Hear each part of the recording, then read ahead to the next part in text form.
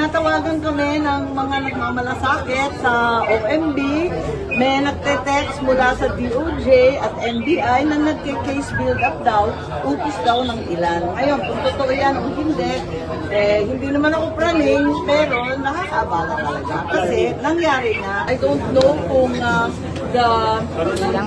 I'm not certain if it will be the entire Senate as a whole that will hear the investigation.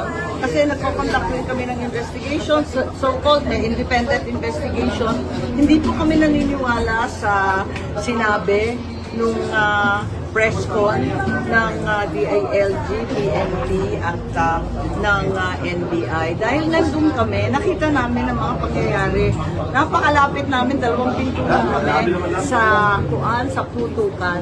Kaya ramdam na ramdam namin ang pangyayari at kilala namin yung nabugbog na usahan, nakita namin si Senator Bato at alam namin ang nangyari.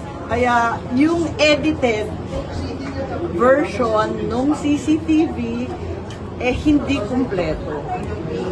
Parang nag-cherry picking rin ng mga data at ng facts. Kung persecute sa inyo na naging 3, may ibang senator din na may ganong idea rin.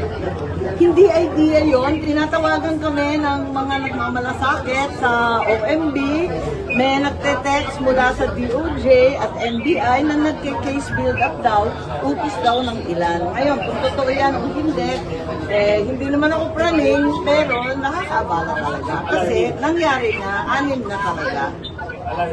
Senator, Okay na sabi po po ni Ombudsman Remulla, 9 to 10 senators ang iimbestigahan doon sa mga Ayun pala siya na pala nagdeklara. So, hindi talaga chismis yun. Hindi kami praning.